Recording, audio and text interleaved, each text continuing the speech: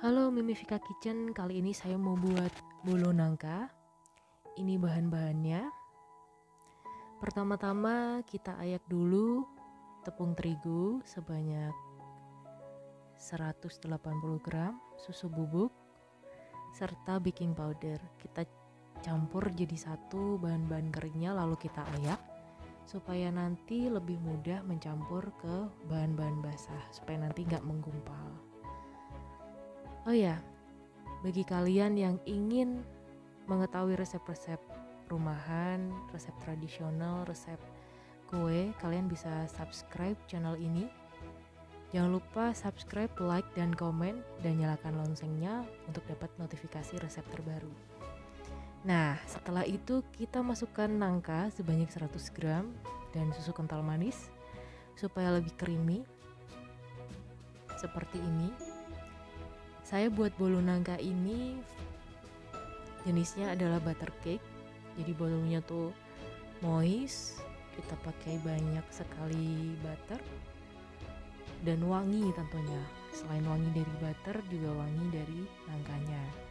Nah, kita hancurkan seperti ini, penampakannya seperti ini hasilnya.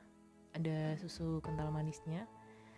Lalu kita nyalakan apinya, kita lelehkan 200 gram butter, banyak memang. Saya pakai butter banyak supaya bolunya itu wangi. Kita lelehin aja, jangan sampai gosong. Setelah sebagian menteganya meleleh, matikan apinya, lalu biarkan dia meleleh karena panas dari pancinya. Nah, kita goyang-goyangkan aja, nanti menteganya meleleh sendiri itu. Nah, seperti ini. Cukup sampai leleh, jangan sampai gosong. Kalau gosong nanti rasanya nggak enak. Butternya nanti pasti kurang maksimal. Seperti itu. Seperti itu ya. Sampai leleh aja, jadi warnanya masih cakep dan tidak berminyak. Setelah itu pindahkan ke mangkok dan biarkan dingin. Sementara itu, sambil menunggu dingin, kita siapkan gula pasir, telur, dan TBM. Masukkan jadi satu. Saya pakai 4 butir telur. Ukuran sedang ya. Kalau misalnya telurnya kecil-kecil bisa pakai 5 butir telur. Pecahkan satu-satu. Seperti ini. Kalau misalkan kalian bingung, nggak ada TBM, bisa diganti sama ovalet. Belinya di mana? Belinya di toko bahan kue tentunya. Tanya aja, beli TBM atau ovalet, pasti orang atau penjualnya pasti bakal tahu, bakal nunjukin. Nah, saya pakai 4 telur.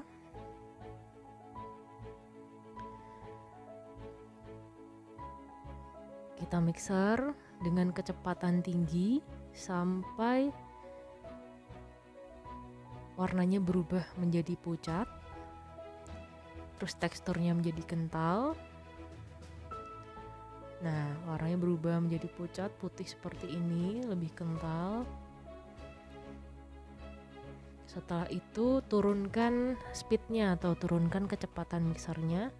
Kita campur dengan bahan kering yang sudah kita ayak tadi, sudah diayak tadi, Pak. Campurkan perlahan dengan mixer kecepatan rendah. Sedikit demi sedikit. Kalau langsung banyak nanti terbang, tepungnya nanti akan muncrat kemana-mana, akan berantakan. Nah, seperti ini, sedikit demi sedikit aja, pelan-pelan diaduk pelan-pelan, nanti teksturnya akan berubah menjadi lebih kental karena ada kandungan tepung di dalamnya. Nah, kental berjejak seperti itu, meninggalkan jejak di adukan mixernya. Oke. Kita mixer lagi dengan kecepatan rendah, jangan terlalu tinggi kecepatannya. Nanti kalau misalkan terlalu tinggi, itu glutennya akan terbentuk, kuenya akan menjadi keras. seperti itu.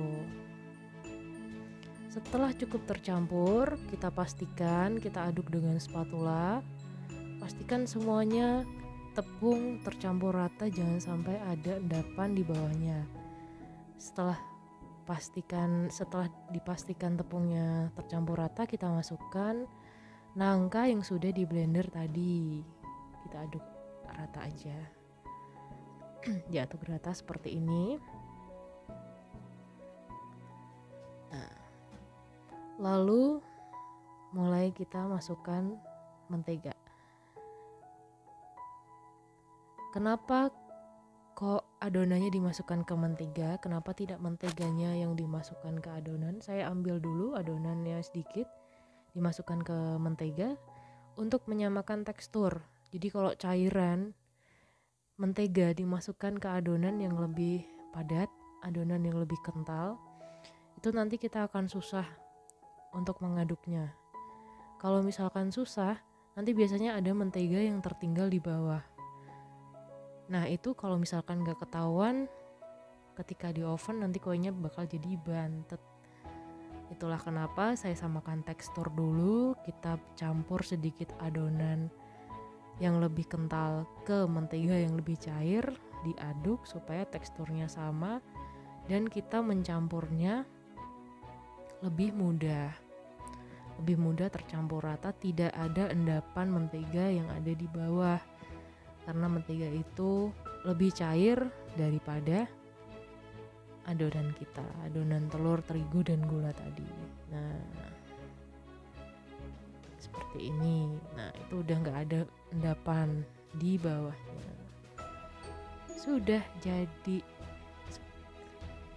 Nah, teksturnya yang kita inginkan seperti itu ya. Jadi kalau misalkan diturunin, gak langsung mengalir ke bawah, tapi ada jejaknya. Saya sudah siapkan loyang tulban yang sudah diolesi sama mentega dan ditaburi sekelilingnya dengan tepung supaya nanti kita ngangkatnya gampang, kita ngeluarinnya gampang, tidak lengket. Dimasukin aja ke loyangnya.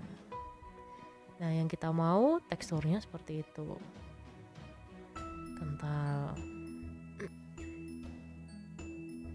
kental seperti itu. Oke, masukin aja dan jangan lupa dibanting-banting supaya udaranya keluar.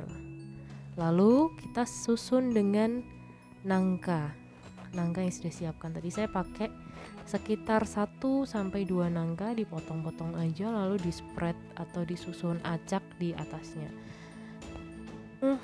Rotinya saya panggang. Nah, ini jadinya hasilnya moist banget, lembut. Tuh lihat tuh, tidak bantet sama sekali, lembab ketika dibelah. Dan aromanya yang penting wangi dari butter karena kita pakai butter yang banyak, terus wangi dari nangkanya.